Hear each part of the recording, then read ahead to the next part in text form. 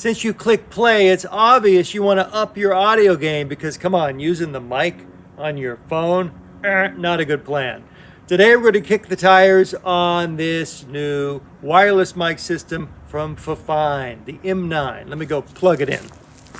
Okay, we've kicked the FiFine M9 into gear. You are hearing the sound quality. And the nutty byproduct of doing microphone tests on video, I have no idea how these mics sound. You are in the driver's seat. You are hearing this real time. But we have a couple things we want to cover, so let's jump right in. And to keep my fake attorney happy, I have to tell you that FiFine was kind enough to send me these M9s to test out.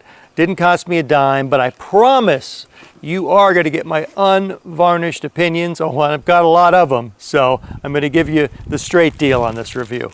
Now, I'm no stranger when it comes to wireless mics. I've been in the video biz and doing network news stuff for over 30 years, and I've used all the systems from the Pro Electrosonics, the Sennheiser, to the DJIs, and even the Rode Go mics. And something that really impresses with me by these M9s, the size. When you stack them up next to the Rode Go wireless mics, I mean, those things are boxy and big.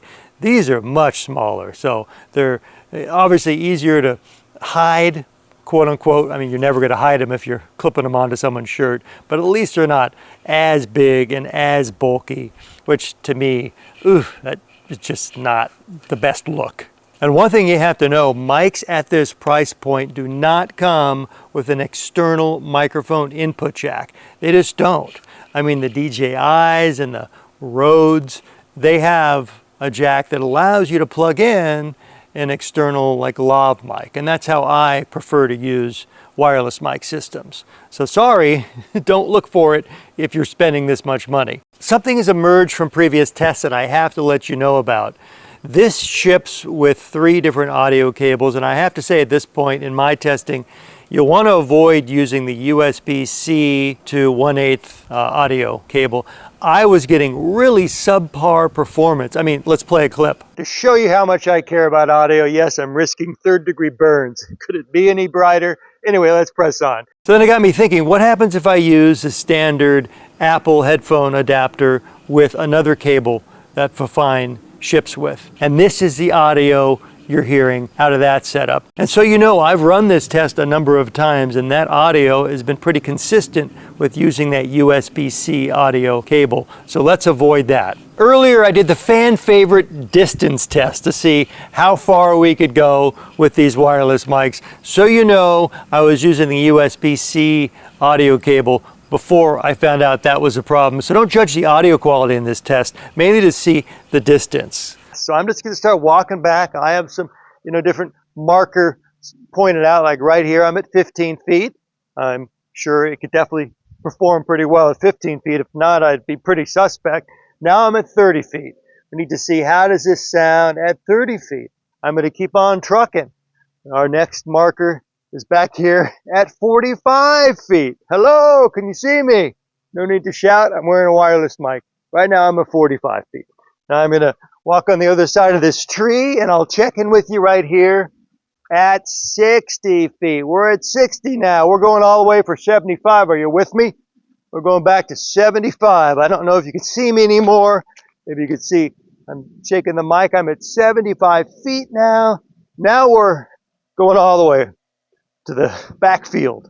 Now we're at over 100 feet. Let me see. I don't know if you can see me moving my arms back here, but I'm at 100 feet right now. We want to see how this mic performs way back in the outer reaches of 100 feet. Now, most of your use cases are not going to be over 100 feet away. It just shows that this mic can perform solidly at great distance without a lot of dropouts. Something to be mindful of when you turn the mics on, make sure noise reduction is not triggered, because if you hold down the noise reduction button here for a couple seconds, I'm pretty sure it activates it on both mics.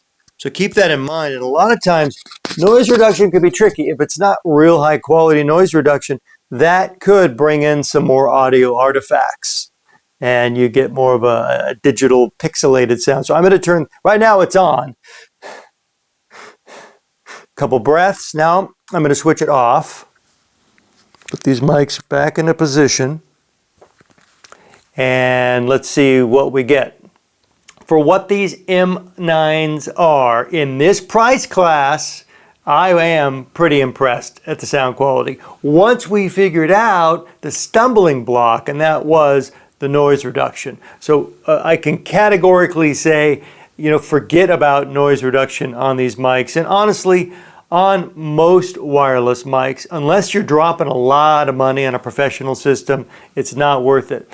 They are more headache than they are benefit. And you heard it right when I switched noise reduction off. The audio came back to life. We ditched the digital nonsense and it restored its crystal clear sound. So overall, I am pretty impressed. I mean, you're definitely getting way more in terms of quality than you're paying for. This class of microphone has just exploded over the past, short period of time. And there's a lot of options to choose from.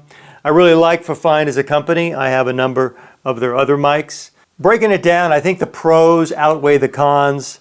First off, I love the size. These are much smaller than, for example, Rode's boxier microphones. The transmission range is just bonkers. That blew me away. I was able to go clearly over 100 feet in the backyard and the signal never broke up. It was a clean feed the entire time. The packaging is really nice. The battery runtime is pretty solid too. To me, the only downside is the noise reduction. Once you switch that off, you're going to get great sound. So if you're looking for a mic in this class, I definitely recommend the FiFine M9.